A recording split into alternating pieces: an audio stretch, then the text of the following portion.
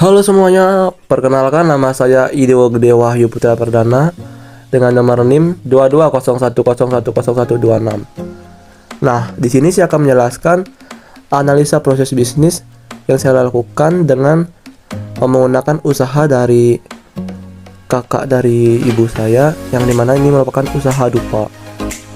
Nah, kita langsung saja ke proses presentasinya. Let's go. Nah, di sini saya dibimbing oleh dosen pengampu saya, yang dimana beliau merupakan tamatan Eskom dan MT dengan nama Dewa Ayu Putri Wulandari. Nah, dosen saya ini sangat ramah dan cantik juga. Nah, analisa proses bisnis ini saya lakukan dengan teknik pengumpulan data dan juga terdapat metode-metode AS/IS, 2B, dan BPMN. Nah, di sini kita akan lanjut ke slide berikutnya. Nah, teman-teman sekalian dan orang-orang yang menonton video ini udah pada tahu kan apa sih itu yang maksud dengan dupa. Nah, di sini saya cantumkan sedikit deskripsi dari produk dupa, bisnis dupa Taksu Bali Aromatik. Yang dimana dupa atau hiu adalah sebuah bahan yang mengeluarkan bau wangi aromaterapi dan ketika dibakar. Biasanya dupa digunakan untuk upacara keagamaan atau meditasi. Selain itu, dupa juga dapat digunakan sebagai deodoran sederhana atau pengusir serangga. Dan dupa juga termasuk dari bahan tanaman aromatik yang seringkali dikombinasikan dengan minyak esensial. Bentuk dupa sering digunakan saat ini sebenarnya berbeda dengan budaya aslinya. Nah, setelah berubah seiring dengan kemajuan teknologi serta sesuai kebutuhan, di dalam Taksu Bali Aromatik ini merupakan usaha pembuatan dupa yang memiliki berbagai stok dupa yang bisa diminta jenis dupanya. Nah, setelah itu lanjut ke slide berikutnya, yang dimana ini merupakan teknik pengumpulan data. Nah, di sini saya menggunakan teknik pengumpulan data sekunder yang merupakan pengumpulan data dengan cara kepustakaan atau dari jurnal-jurnal yang bisa dipercaya.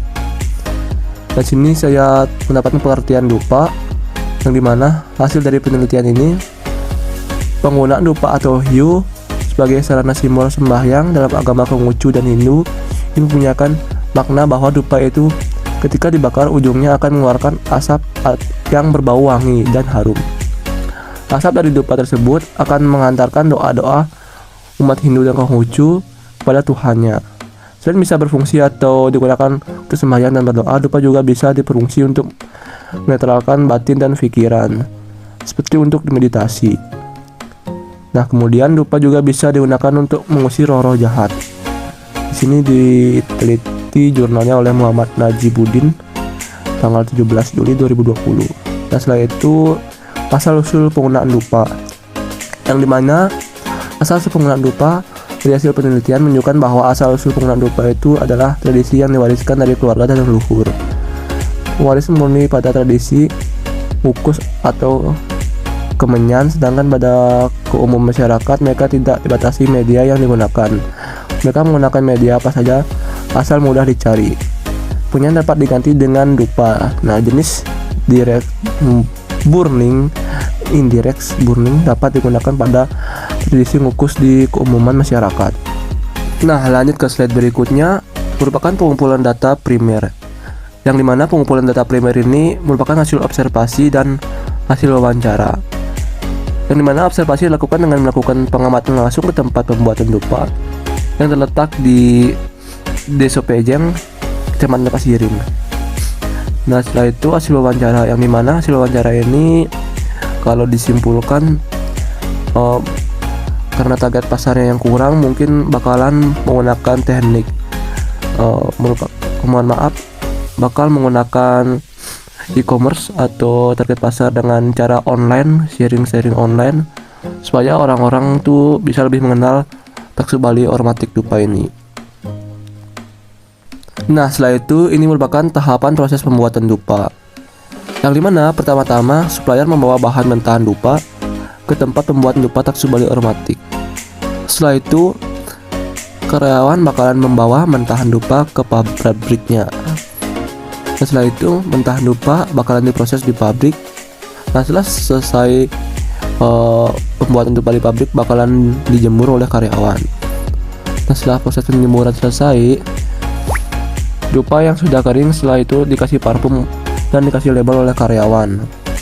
Setelah proses pemparfuman dupa akan ditimbang oleh karyawan. Nah, sehabis ditimbang, dupa akan dikemas dan dikasih label oleh karyawan. Dupa yang telah selesai dikemas akan dikelompokkan jenis aromanya dan ditaruh di toko. Nah, customer akan memesan dupa yang diinginkan. Nah, setelah itu karyawan akan mengambilkan dupa yang dipesan. Nah, setelah itu membayar dupa yang dipesan ke kasir untuk dibayar. Nah, kasir menghitung total bayarnya. Nah, setelah itu proses pembayaran selesai. Nah, di sini merupakan proses BPMN studi kasus yang diangkat analisa proses bisnis perusahaan dupa di Gianyar Pejeng. Nah, yang dimana pertama-tama tuh customer memilih dupa, setelah itu dupa dicatat oleh karyawan di pesanannya itu, setelah itu membawa pesanan ke gudang.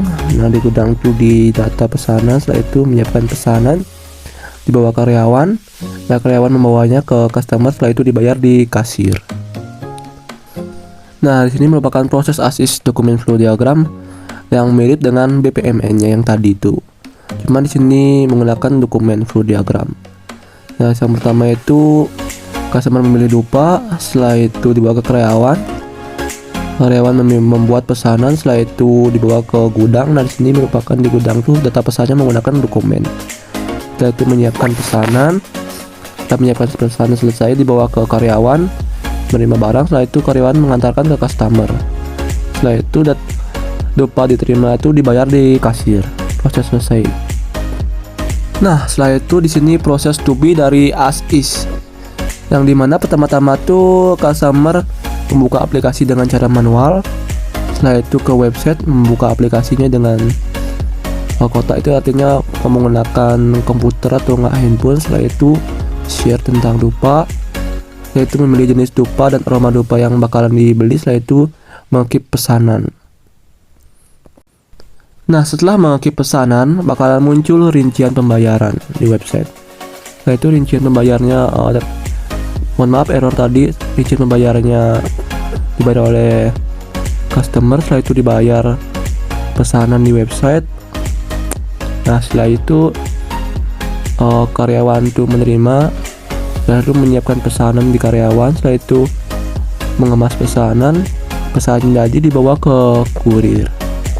Nah, setelah dibawa ke kurir, mohon maaf error lagi. Nah, setelah dibawa ke kurir bakalan diantarkan ke customer. Setelah itu pesanan diterima, proses ASIS selesai. Nah, sekian dari presentasi saya. Nah, jika ada salah kata atau salah ucap dari presentasi saya yang kurang memuaskan, saya mohon maaf sebesar-besarnya. Nah, saya ini lagi keadaan sakit, jadi mohon maaf kalau suaranya rada bengek kayak gini. Sekian dari presentasi saya ucapkan terima kasih.